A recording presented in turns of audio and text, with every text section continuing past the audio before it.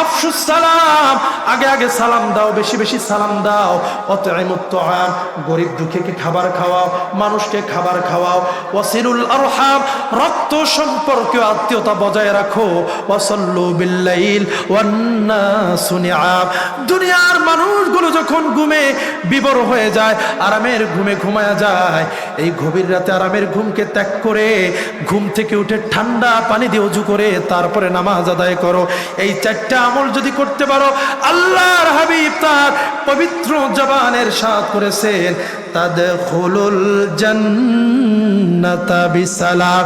উম্মত রে, এই চারটা আমল যদি সঠিকভাবে পালন করতে পারো, আমল করতে পারো, তাইলে শান্তিতে নিরাপদে হাসি খুশি মনে আল্লাহর জান্নাতে পৌঁছে যাবা। একটু আস্তে কর না সুবহানাল্লাহ। বা আপনাদের গলায় তো ভালোই জোর আছে, এই যদি আসতে হয় চিৎকার মেরে পড়েন সুবহানাল্লাহ। তাহলে আমরা এই চারটা আমল করতে রাজি আছি না নাই? তাহলে আমার সময় শেষ, 2 মিনিট আছে, 2 মিনিটের মধ্যে আমি উপসংহার টানতেছি যাতে কথাগুলো আমাদের মনে থাকে।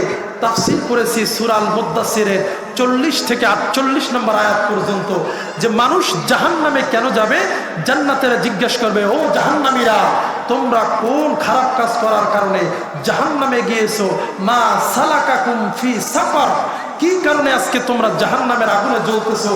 তারা 4টা খারাপ বদ আমলের কথা বলবে। ক্বালু লাম নাকু মিনাল মুসাল্লিন, ও জান্নাতীরা, দুনিয়ার মধ্যে আমরা নামাজ পড়তাম না, নামাজীদের অন্তর্ভুক্ত ছিলাম না। 2 নম্বর হলো ওয়ালাম নাকু নুতঈমুল মিসকিন, দুনিয়ার মধ্যে আমরা গরিব দুঃখীকে খাবার খাওয়াইতাম না, অসহায়দের খোঁজ খবর নিতাম না। 3 নম্বর হলো ওয়া কুন্না নাখুদু মাআল খাইদিন, আমরা মানুষের পিছনে সমালোচনাকারীদের সঙ্গে সমালোচনা করতাম।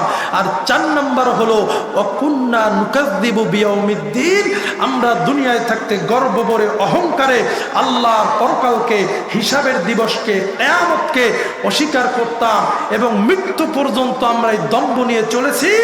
এই কারণে আজকে আমরা জাহান্নামী হয়ে গেছি। আর জান্নাতি হওয়ার 4টা আমল, আগে আগে সালাম দাও, বেশি বেশি সালাম দাও, গরিব দুঃখীকে মানুষকে খাবার খাওয়াও, রক্ত সম্পর্কীয় আত্মীয়তা বজায় রাখো, আর মানুষ যখন ঘুমিয়ে থাকে নামাজ আদায় করো। এই 4টি কাজ করলে নিরাপদে আল্লাহর জান্নাতে পৌঁছে যাবে। সুবহানাল্লাহ পড়েন। আল্লাহ রাব্বুল আলামিন এই সংক্ষিপ্ত সময়, অত্যন্ত সংক্ষিপ্ত পরিসরে যেই 4টি বদ আমলের কথা বললাম,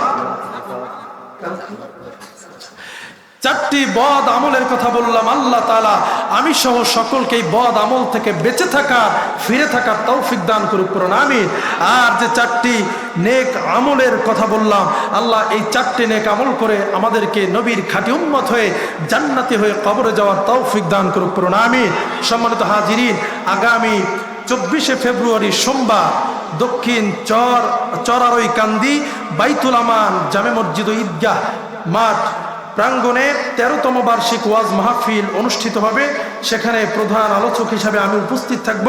আমার ভাই বন্ধুবর মাওলানা হাফেজ মোহাম্মদ কামাল উদ্দিন হোসেন কুতুবী সাহেব রমজানপুরি, তিনিও সেখানে আলোচক হিসাবে থাকবেন। আপনাদেরকে দাওয়াত করা হয়েছে, আমিও আসব, আপনারা ইনশাল্লাহ যাবেন। আপনাদেরকে দাওয়াত করেছে দক্ষিণ চরারই কান্দি বাইতুল আমান জামে মসজিদ ও ঈদগাহ মাঠ প্রাঙ্গণে, আপনারা যাবেন ইনশাল্লাহ। কি রাজি আছেন?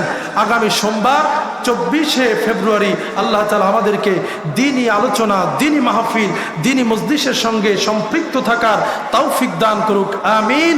ওয়া আখিরু দাওয়ানা আনিল হামদুলিল্লাহি রাব্বিল আলামিন। আসসালামু আলাইকুম ওয়া রাহমাতুল্লাহি ওয়া বারাকাতুহু।